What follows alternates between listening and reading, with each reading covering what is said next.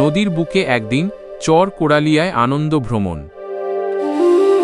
ব্যস্ত শহর আর দৈনিক কাজের চাপ থেকে কিছুটা স্বস্তি পেতে রায়পুর বাজার বণিক সমিতির ব্যতিক্রমী এক আয়োজন বর্ষাকালীন আনন্দ ভ্রমণ। আর আমাদের আজকের গন্তব্য নদীর বুকে জেগে ওঠা সবুজে ঘেরা একখণ্ড স্বর্গ চর কোড়ালিয়া। শনিবার হাফ হলিডের সকালে রায়পুর থেকে আমাদের যাত্রা শুরু। রায়পুরের খুব কাছেই হলেও এই চর কোড়ালিয়া প্রশাসনিকভাবে চাঁদপুরের হাইমচর উপজেলার অধীনে। আগে যাওয়া হয়নি বলে নতুন জায়গাটি দেখার এক কৌতূহল ছিল সবার চোখে মুখে। ঘাটে এসে সদস্যরা একে একে নৌকায় চেপে বসলেন।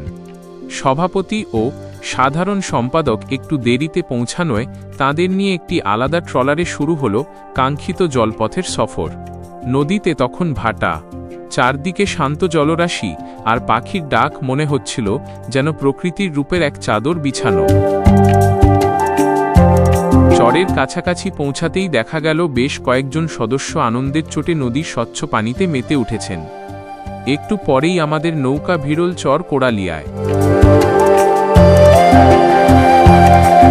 বিস্তীর্ণ সবুজে ঢাকা এই চরে পা রাখতেই মন জুড়িয়ে গেল।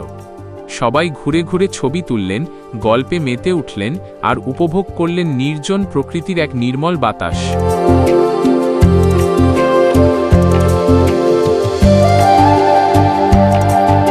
বিকেল 4:30 বাজতেই প্রকৃতির এক চমৎকার রূপান্তর চোখে পড়ল। ভাটার বালুচর ধীরে ধীরে ঢেকে গেল জোয়ারের অথই পানিতে।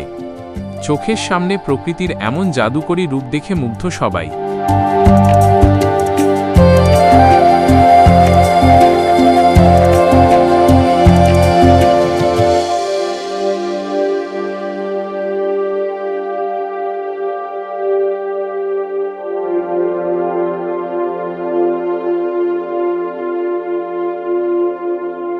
বিশিষ্ট ব্যবসায়ী মিজানুর রহমান মিয়ার যে তত্ত্বাবধানে আজকে এই প্রোগ্রামটা, আজকে প্রায় ব্যবসায়ীর অনেক ব্যবসায়ী এই প্রোগ্রামে আসছেন।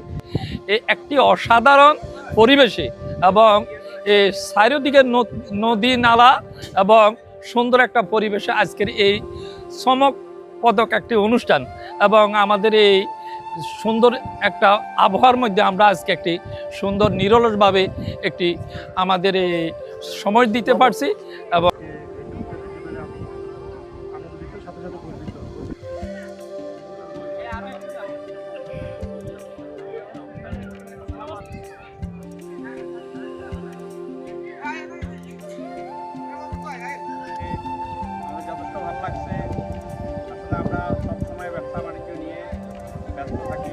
কারণে আসলে প্রাকৃতিক যে সৌন্দর্য আছে এগুলো আমরা আসলে উপভোগ করতে পারি।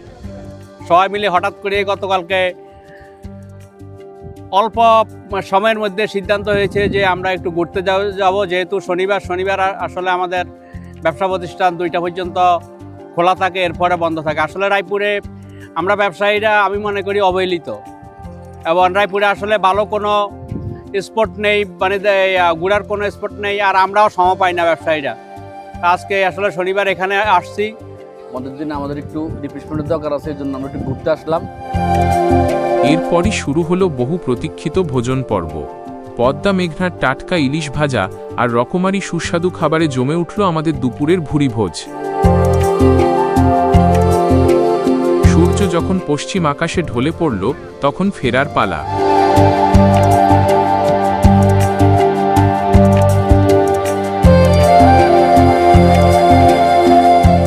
সহযাত্রীদের বিদায় জানিয়ে নৌকায় ফিরে এলাম চরভৈরবী মাঝঘাটে।